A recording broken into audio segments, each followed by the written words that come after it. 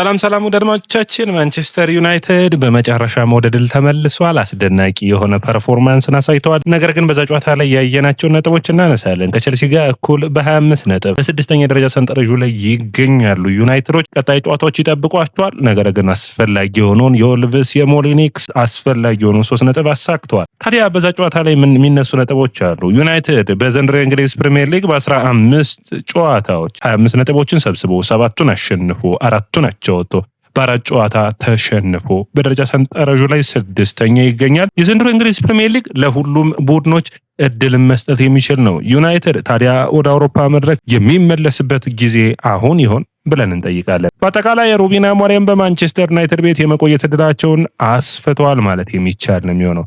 ቀጣይ ጨዋታዎች ከፊታቸው ፈተና ሆነው ይመጣሉ። በተለይ ደግሞ የአፍሪካ ዋንጫና የዩናይትድ 3 ተጫዋቾች ወደ አፍሪካ ዋንጫ መሄድ ጉዳይ ዩናይትድን ሊያዳክመው ይችላል ተብሎ የሚገመት ነው የሚሆነው። ወደ አድማጮቻችን እናንተ በትናንትናው ጨዋታ ላይ ምን አያችሁ? ከነጥቦቻችን ውስጥ የተለየ ካላችሁ አስቀምጡልን። መነሳት የሚጠበቅበት ዩናይትድ 4-1 ውጤቱ ይሁን እንጂ ዩናይትድ ሙሉ በሙሉ ብልጫ ነበረ ወይ ብለን ማየት የሚጠበቅብን ይመስለኛል። 3% የኳስ ቁጥጥሩን ይዟል። 3.0 ኤክስጂ ፈጥረው 4 ጎሎችን አስቆጥረዋል። ጥሩ የሚባል ነው። ዩናይትድ በጨዋታውን ለመቆጣጠር ግን ይሄ ሙሉ በሙሉ የዩናይትድ የበላይነት የተካሄደበት ጨዋታ ነበር ለማለት ትንሽ ይቸግራል። እንግዲህ ካዝሜሮ የመጀመሪያው ፕረስ ነው ጎሎች እንዲመጡ ያደረገው። ካዝሜሮ አሁንም በቡድን ውስጥ ውጤታማ ሆኖ እየቀጠለ ነው። ነገር ግን ዩናይትድ በመካከል ፓኒክ ሲያደርግ ይታይ ነበርና እነዛ ፓኒኮች ደግሞ ዋጋ ያስከፈሉ ሆኖ የታዩ ነበሩ። በአጠቃላይ እንደ ቡድን እንግዲህ ዩናይትዶች የነበረባቸው ችግሮች አንዱ በሙሉ ቁጥጥር የበላይነት ጨዋታውን አለመቆጣጠር ነበር። ያንን ታዲያ ማሻሻል የሚቻልበት ሁኔታ አለ። በፕሪሚየር ሊጉ እንግዲህ ወልቭስ ደካማ ቡድን ነው። ደካማ ቡድን ላይ ደካማ ፐርፎርም የሚያደርግ ቡድን ላይ ውጤት መሰብሰብ ከምንም ይሁን 3 ነጥቡን ማግኘቱ ውጤታማ ቢያደርገው፣ ነገር ግን ቡድን ሲገነባ ደግሞ አንዳንድ ደካማ ቡድኖች እድል እንዳይፈጥሩ በማድረግ የሚጠበቅ ነው የሚሆነው። ዩናይትድ በመልሰው ማጥቃት ተጋላጭ ነበረ። እነዚህን ስፔሶች እነዚህን ችግሮች መዝጋት የሚያስፈልግ ይሆናል ብዬ አስባለሁ። ሁለተኛው ነጥብ እንግዲህ አጥቂዎቹ ጎል አስቆጥረዋል። አሁንም ግን የአጥቂ ጥምረት ወይም የጨዋታ ፍሰት ያለው የአጥቂ ጥምረት አላየንም።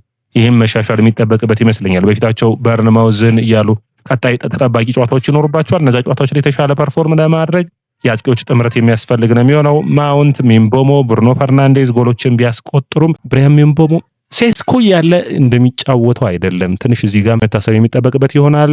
ወጥነት ጥያቄ ሆኖ መነሳት የሚጠበቅበት ይመስለኛል እዚህ አጥቂ መስመር ላይ። ሚምቦሞም እንግዲህ ማቲያስ ኩኛ በተለይ የነ ሚምቦሞ አማድ ወደ አፍሪካ ዋንጫ ሲሄዱ ሙሉ በሙሉ የቡድኑ ኃላፊነት እሱ ላይ ነው የሚወድቀው። ስለዚህ ያኔ በሚገባ መጠንከርና ቡድኑን ማቀናጀት የሚያስፈልግ ነው። በአጠቃላይ እንደ ስብስብ ዩናይትድ ያሉበትን ችግሮች፣ ጎሎች፣ ውጤቶች ቡድንን ይሰራሉና በሚገባ መሻሻል የሚችል ቢሆንም ግን በእነዚህ ድሎች መካከልም ግን የተሸፈኑ ችግሮች እንዳሉ መነሳት የሚጠበቅበት ነው የሚሆነው። የአማካይ ክፍሉ ውጤታማ ሆኖ ወጥቷል። ነገር ግን አሁንም ባላንስ ይጎለዋል አይደለም። ከካዝሜሮ ጎን ከ6 ቁጥር ሚናውን የሚሸፍን ክለኛ ስፔሶችን የሚሸፍን ለ3-4-3 የሚሆን ተጫዋች በተለይ በኔ እይታ ዩናይትድ በጥር እዚህ ላይ ውሳኔዎችን መወሰን የሚችል ከሆነ ውጤታማ የመሆን እድል ይኖረዋል ብዬ አስባለሁ።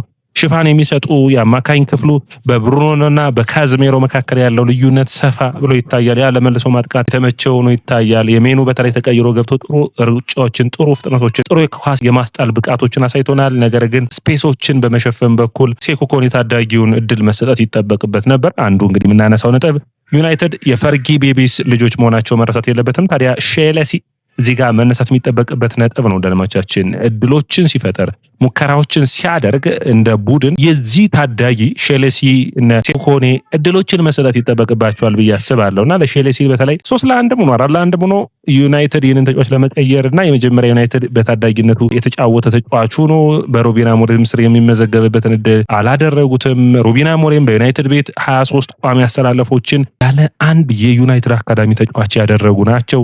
መቼ ነው ለታዳጊዎች እድል የሚሰጡት? ትልቁ ጥያቄ ነው። በትናንትናው አይነት ጨዋታ ለሼልሲ ወይም ለኮቢ ሜኖ ካልሰጡ መቼ ነው የሚሰጡት? ትልቁ ጥያቄ ነው መነሳት የሚጠበቅበት ነው። ከግሪንውድ በኋላ ምርጥ ብቃት ያለው ተጫዋች ሼልሲ ነው በዩናይትድ አካዳሚ ከወጡት ውስጥ። ስለዚህ የነ ጃክ ፍሌቸርም አለ። ስለዚህ መቼ ነው የሚጠቀሟቸው? ትልቁ ጥያቄ ነው መነሳት የሚጠበቅበት ነው። የሩበን አሞሪም ለቅያሬዎች ፈጣን ምላሽ ለመስጠት ትልቁ በተለይ በታዳጊዎቹ ረገድ ያ መነሳት የሚጠበቅበት ነው። ሩበን አሞሪም የዛሬን ውጤት የዛሬን የአሰልጣኝነት ሂደታቸውን ብቻ እንደሚፈልጉ በግልጽ ተናግረዋል። ያ ትንሽ አስቸጋሪ ነው መነሳት ያለበት ይመስለኛል። ዩናይትድ ያለበት የደረጃ ሁኔታ መሻሻልና በተለይ ዘንድሮን መጠቀም ያለበት ይመስለኛል። ወደ አውሮፓ ቻምፒዮንስ ሊግ የሚመለሱበት ትክክለኛው ጊዜ ነው ብዬ አስባለሁ። አንዳንዴ አጋጣሚዎችን መጠቀም ከሆነ ውጤታማነትን የሚጨመር ይሆናል።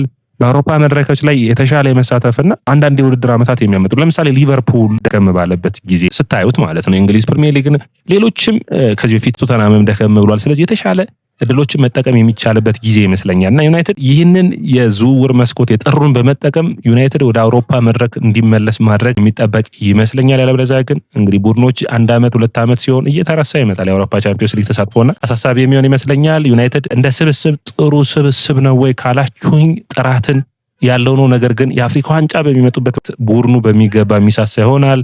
አማድ ሚምቦሞና እንዲሁም ደግሞ ናስር ማዝራዊ ነው የሚሄዱት። የእነዚህን ተጫዋቾች ቦታ የሚሸፍን ናስር ማዝራዊ እንኳን በዳያሎስ መሸፈን የሚችል ነው የሚሆነው። እንግዲህ በተለይ ብሪያም ሚምቦሞን በሼሌሲ መሸፈን የሚችለው ታዲያ ሼሌሲ እድሎችን ቀድመው ቢሰጡት ልምምዶችን ማድረግ እንዲችል ነው። እንግዲህ ስብስቡ ጋር አብረው እያየ ነው እንገኛለን። ያለበዛ ግን ዩናይትድ በጥር የመስመር ተጫዋችም አማካኝም የሚያስፈርም ይሆናል። እንግዲህ ልናየው የምንችልበት እድል ይኖራል።